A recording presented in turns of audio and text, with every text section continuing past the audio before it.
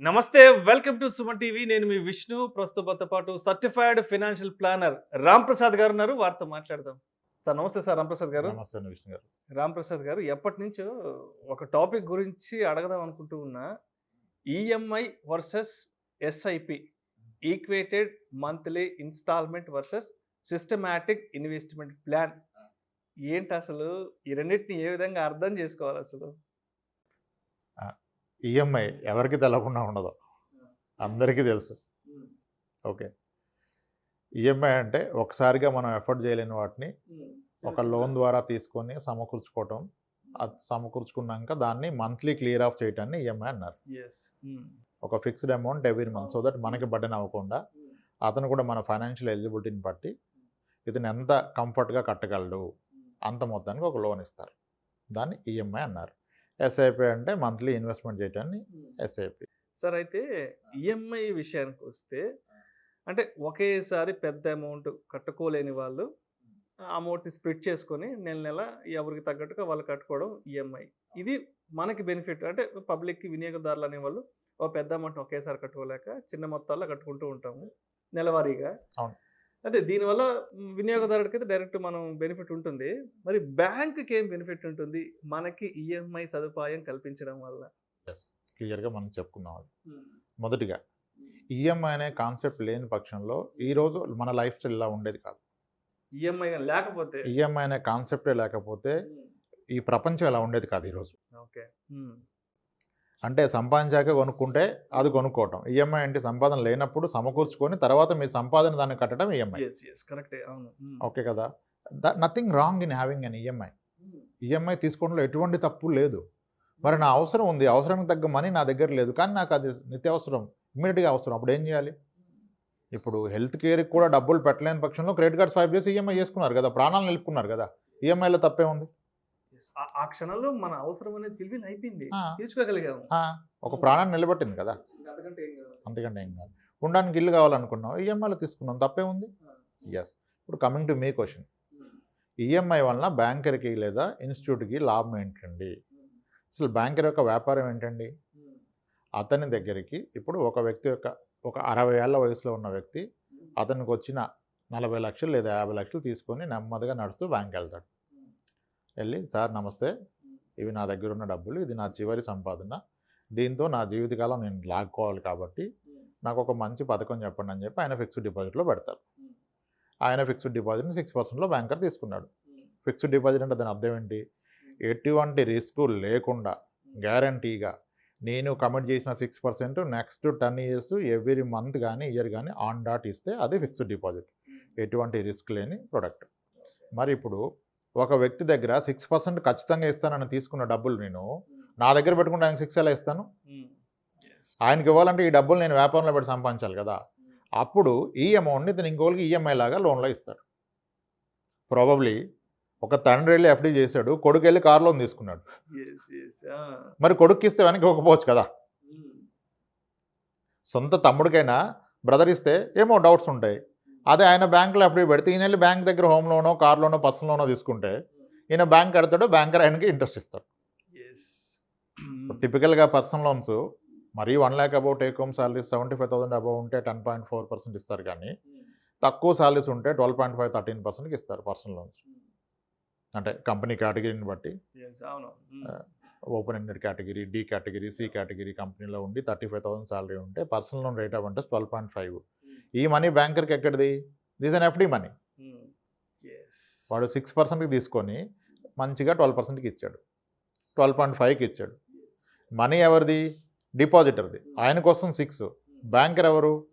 మధ్యలో ఇతను వ్యాపారం చేస్తున్నాడు, ఇతని కోసం 6.5%.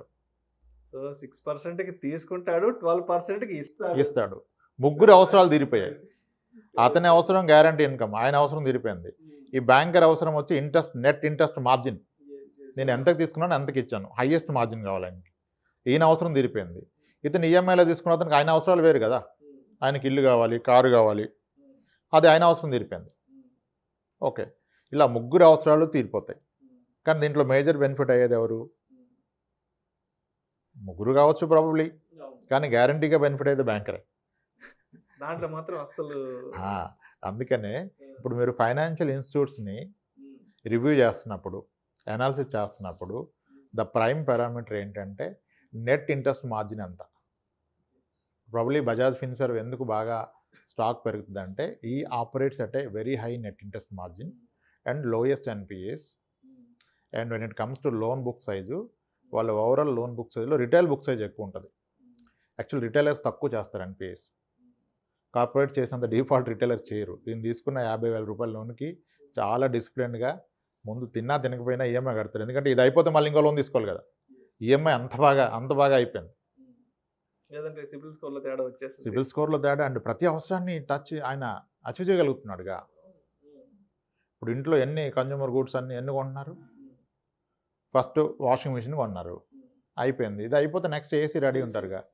ఏసీ రెడీ అయిపోతే ఫర్నిచర్ సపోర్ట్ కూడా ఇచ్చేస్తున్నాడు. Furniture ready, bike ready, car ready.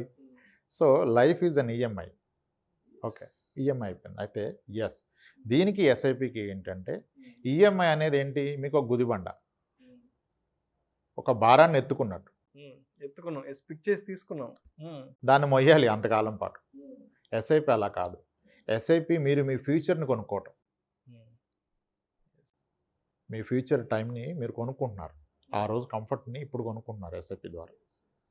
అయితే ఈఎంఐలు కరెక్ట్గా ఏమీ ఇట్లేదు కదా సార్, ఎస్ఐపి ఎలా చేస్తూ ఉంటారు. ఎస్ఐపి మంచిదని అర్థమైంది, ఈఎంఐలో కడితే దీనికి ఎక్కడ ఉంది సార్, నా జీతం ఎంత అని ఎస్ఐపి చేయడానికి అని అందరికీ లాజిక్ ఉంది. ఓకే, ఇప్పుడు ఎస్ఐపి కట్టాలి, కడితే మీ భవిష్యత్తు బాగుంటుంది. ఈఎంఐ ఉండాలి, ఈఎంఐ లేకపోతే అసలు ఈరోజు ప్రజెంటే బాగుండదు కదా. 30,000 సాలరీ ఉన్న అతను ఒకసారి ఇంట్లోకి అన్ని వస్తువులు కొనలేడు కదా క్యాష్ పెట్టి. ఈఎంఐలు అయితే కొనుక్కుంటారు. దానివల్ల ఏంటంటే మీకు కమిట్మెంట్ టువర్డ్స్ జాబ్ పెరుగుతుంది ఈఎంఐ కట్టడానికి. ఎస్ఐపి అయితే ఒక లాజిక్, ఒక చిన్న రూల్ ఫాలో అయితే లైఫ్ చాలా సింపుల్ అయిపోతుంది. ఎప్పుడు కూడాను అట్లీస్ట్ ఎంత ఈఎంఐ కడుతున్నారో అంత ఎస్ఐపి కట్టండి. Your life is well taken care. ఎంత ఈఎంఐ కడుతున్నాం దాని ఈక్వలెంట్ ఎస్ఐపి పెట్టే ప్రయత్నం చేయండి. ఎస్, ఇప్పుడు 80,000 శాలరీ, 20,000 ఈఎంఐ కడుతున్నాడు.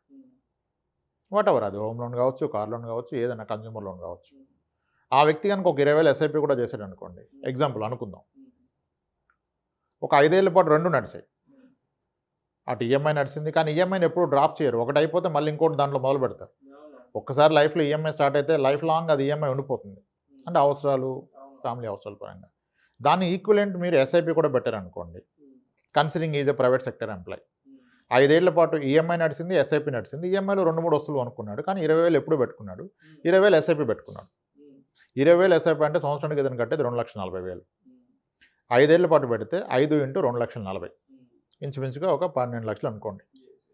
12 లక్షలు నేను ఎస్ఐపిలో పెట్టాడు. అంతా బాగుండి మార్కెట్ అనుకూలంగా ఉండి బాగా నడిచింది అనుకోండి, 15% మాట్లాడుతున్నారుగా సిఏజిఆర్. ఆ 15 వస్తే మీరు పెట్టిన 12 లక్షలు కాస్త ఇంచుమించుగా 18 లక్షలు అవుతుంది ఆ రోజుకి. సరే 12 వచ్చింది అనుకోండి, 16 లక్షలు అవుతుంది. లేదు మార్కెట్ క్రాష్ అయిపోయింది అనుకోండి, మీరు పెట్టిందే ఉంటుంది. లేదా పెట్టిందానికి 1 లక్ష తక్కువ ఉందనుకోండి, ఏం చేస్తాం మరి, సప్లై ఇష్యూ లాంటి ఇష్యూలు వస్తాయి. ఉంది, ఆ రోజు మీ జాబ్ కోల్పోయారు, ఈ వ్యక్తి జాబ్ కోల్పోయాడు. మరి ఈఎంఐ కట్టకపోతే సిబిల్ పోతుంది. మీ కారు ఉంటే కారు లాక్కెళ్ళిపోతాడు బ్యాంకర్, ఇల్లు ఉంటే నోటీస్ ఇచ్చేస్తాడు. 2 months కట్టకపోతే 3rd month నోటీస్ వచ్చేస్తుంది. మరి ఆ టైంలో మీ మ్యూచువల్ ఫండ్లో కనుక ఒక 10 లక్షలు ఉంటే దీన్ని ఆపేసి, ఎస్ఐపిని ఆపేసి, ఇక్కడున్న 10 లక్షల నుంచి నెలవారీ ఒక 60,000 తీసుకోగలరు కదా మీరు. ఒక 4 ఏళ్ళు 5 ఏళ్ల పాటు మీరు, లేదు ఒక 2 ఏళ్ల పాటు ధైర్యంగా సాగించగలరు కదా మీ జీవితాన్ని. సో కాబట్టి ఈఎంఐ పెట్టుకోండి, వీఆర్ నాట్ అగెన్స్ట్ ఈఎంఐ. అవకాశం ఉంటే ఈఎంఐకి ఈక్వలెంట్ ఎస్ఐపి పెడితే, దో మీరు ప్రైవేట్ సెక్టార్ ఉన్నా ఏ రోజు మీరు ధైర్యంగా ప్రశాంతంగా పడుకోవచ్చు. మీ అకౌంట్లో ఉన్నట్టే కదా, కాస్త ఎక్కువ తక్కువ గ్యారంటీ రిటర్న్ ఎక్కడ చెప్పట్లా, బట్ అందుబాటులో ఉండాలి కదా. ఎస్, అలా ప్లాన్ చేసుకోవాలి.